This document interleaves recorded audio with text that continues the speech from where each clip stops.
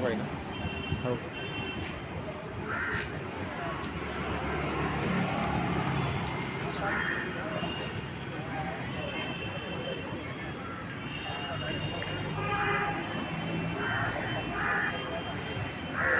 इकडे पहा थोडंसं.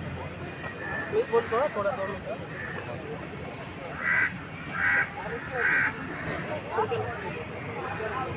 नमस्कार, मी राजू रोजेकर, सिल्लोड जिल्हा, छत्रपती संभाजीनगर, संपादक, पत्रकार, माहिती अधिकार कार्यकर्ता, बहुजन समाज पार्टीचा अध्यक्ष.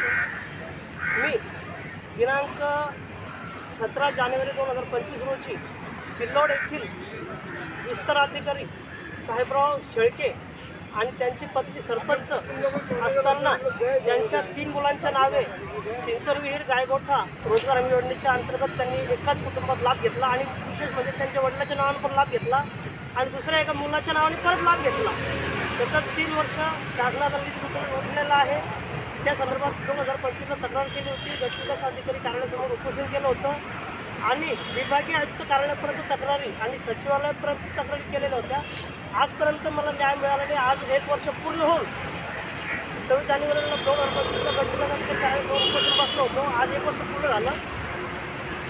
तर मी आज आझाद मैदान येथे हाच विषयाला घेऊन संबंधित सर्व अधिकारी, ग्रामसेवक, सरपंच, विस्तार अधिकारी, सहाय्यक गटविकास अधिकारी, CO, कलेक्टर, जिल्हाधिकारी, विभागीय आयुक्त यांनी सर्वांनी या भ्रष्टाचारी अधिकाऱ्याला पाठीशी घातलं. त्याच्यावर काहीच कारवाई केलेली नाही.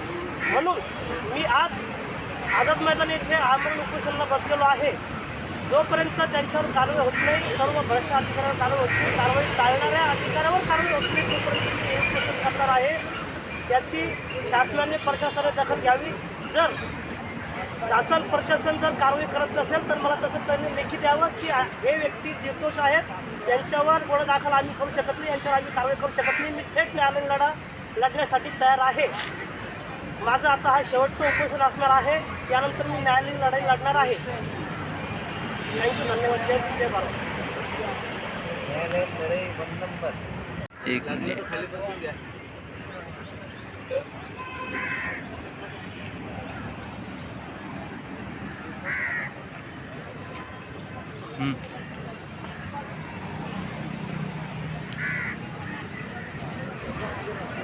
सर्वांना माझं क्रांतिकारी जय भीम. मी राजू रोजेकर, बहुजन समाज पार्टी शहराध्यक्ष, संपादक विक्री शाखा, तालुका अध्यक्ष, माहिती अधिकार संघटक समिती. आज 28 जानेवारी 2026 आज माझा आझाद मैदान मुंबई येथे उपोषणाचा 2रा दिवस आहे. काल 27 तारखेला माझा पहिला दिवस होता. मी इथं उपोषण केलं, पण आजपर्यंत ग्रामविकास मंत्रालय विभाग यांच्याकडून मला कुठलंही बोलावणं आलेलं नाही.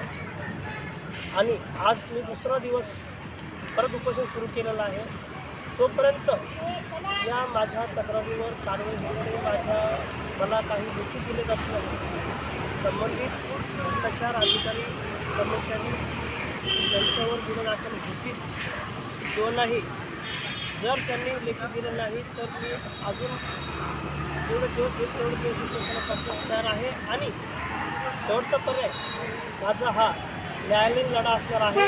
मी ग्रामपंचायत ग्रामविकास अधिकारीपासून ते थेट सचिव ग्रामविकास मंत्री यांच्यापर्यंत यांना कोर्टात खेचणार आहे. याची शासनाने, प्रशासनाने दखल घ्यावी ही माझी शेवटची विनम्र विनंती आहे. जय भीम, जय भारत.